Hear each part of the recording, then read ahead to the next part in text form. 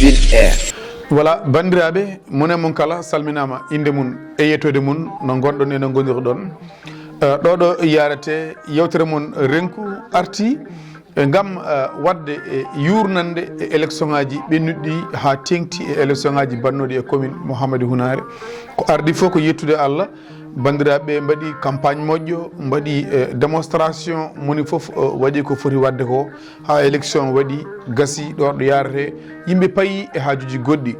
ko ardi fof ko wadde formation spéciale dendagal ɓeɓe ganduɗa ko électeur uji gonɗi e commune Hamady Hounare kamɓe kala ɓe mbaɗama félicité ha tengti ɓeɓe ganduɗa kañumen goni 5 candidats kañumen kuccodirno e maire sortant o ene jeeya e ɓen Amar Baba Diaby ko hono noon e Mbondi Thiama Dabo ko hono noon omo ganduɗa kañum woni Issa Dia Souleymane Sokhom e Lassana Sidibé kamɓe kala ɓe mbaɗama félicité kono kadi ɓeɓe ganduɗa ko électeur uji arɓe guila subaka ñalli darade e nangue woni hen goni ɗon ha jamma ɗum fof ala ko woni haaju munen ala ko woni hammu munen sowona yidde wadde foddeji ɗi ganduɗa nena e munen kono kadi en mbaɗi félicité omo ganduɗa kañum woni maire sortant Amadou Samba Kane kañum hande Allah artiri e jappere nde onne kadi waɗama félicité e wiide dendagal bandiraɓe commune Hamady Hounare hankkadi noon campagne gasi élection gasi kono onon ɓeɓe ganduɗa onon goni 5 candidats winoɓe non gestion maire sortant ko wadde on félicité kono kadi ko wadde félicité ɓeɓe ganduɗa ko arnoɓe gooti kadi wiide on dañi victoire saabu so tawi ko mon ko waɗama cumulé waddama e ko maire sortant o dañi ko vraiment on dañi ko waɗi fayida ko wiide noon ɓeɓe ganduɗa woni Amar Diaby woni Mbondi Dabo Souleymane Sokhom Lassana Sidibé Issa Dia woto mbaɗe baissé les bras woto telline juuɗe ha hande oɗon mbawi darade lang gam ƴewde gestion commune Hamady Hounare yo fawe e laawol ɗum woni ko umminno on ɗum woni mana ko darnuno on haade ha hande commune o nen ɗo dekete woto mbaɗe découragé Amar Baba Diaby woto wat découragé Mbondi Dabo woto wat découragé Issa Dia Lassana Sidibé Souleymane Sokhom ko hande poɗɗon darade lang ko waɗi ɗum sababude électeur uji ɗi ganduɗa darima gotani on yidde yaadude mon hollirde kañumenne ene jaadi mon e miijo mon ngo waddi hande hay goto e mon woto tellin junggo ko heddi on mo ganduɗa kañum woni maire sortant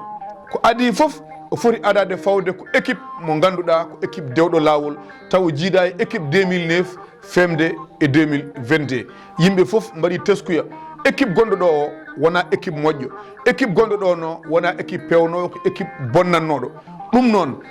o anda hande hankkadi Hamady Hounare naɓe daari mbi non gestion mo rewani lawol non gestion mo waɗani transparence woni gestion niɓɓo hayso yimɓe jiiɗi andude gandata so yimɓe namdima kalantake so yimɓe jiiɗi andude holko mairie ndi yahata hay goto wawa andude yo andu hankkadi ne fodde wonde 1900 pawɗo voix wimo alt yo dartu ɗo yarete commune Hamady Hounare woto telline juuɗe échéance goɗɗo nena ara le 31 juillet woni élection législative oɗon jogui walare mawde nde ganduɗa onon ɓe jaadani e maire ɓe jokke e golle saabu jokkirton ko kalfinɗonmo ko wona kanko jeeyi ko yimɓe pop ndendi wadde ko yimɓe fof ndendi mo kala ko mun ene hen mone kala ne foti dañci hen humpito e wiide mo kanko monsieur le maire Amadou Samba Kane soko tawi gestion 2009 ha 2022 no wano ni ko noon tan o wayi no jogirno mairie ndi ni ko noon tan o jogorto mairie ndi yo andu population Hamady Hounare ene daari lang wiide non mal gestion wiidemo non golle ɗe pewani wiidemo non e niɓɓere ɗo yarete Hamady Hounare naɓe e mbaɗi kuptidindi ene jokki namdademo GIE ya Allah ko maha toon ko leydi keptani ndi holno yaari ene jokki namdademo jeere Hamady Hounare no maara so gasi yimɓeɓe ne poti heɓirde hen ene jokki namdade mo o garage Hamady Hounare galle kelaɗo o hol jobdi jomumen Hamady Hounare naɓe ene jokki namdade bureau Sénélec gonɗo ɗo no e gueɗeji goɗɗi cuuɗiɗi ɗi ganduɗa minen hamin jogui hen preuve tansible ko gueɗe labɗe ɗum noon soko tawi o fiɓani laɓɓinde ko ɓenni ko yo andu ha ɗo ɗo yarate peɗel amen nene keesi makko e widemo non gestion manam mo moƴƴani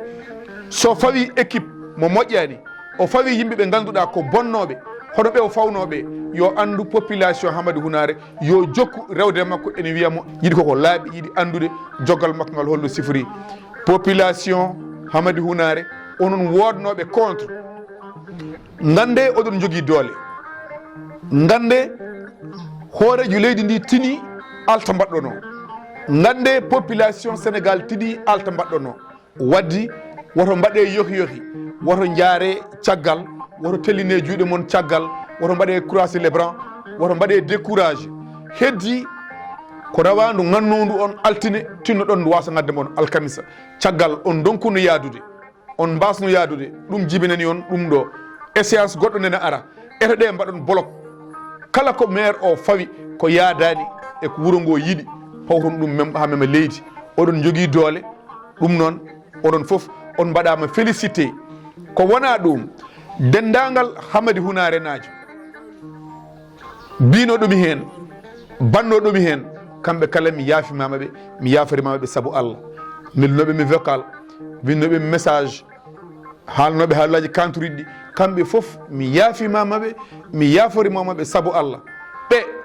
kaldi tan ko belanteɗe pitali mumen ɓe kaldi tan gondi koye maire sortant ɓe kaldi tan ko gam wadde sauvé poste uji mumen kono noon yooɓe gandu kirsugol rawandu aljuma addanta tew mum dagade ha ene waɗe hirande harande waddi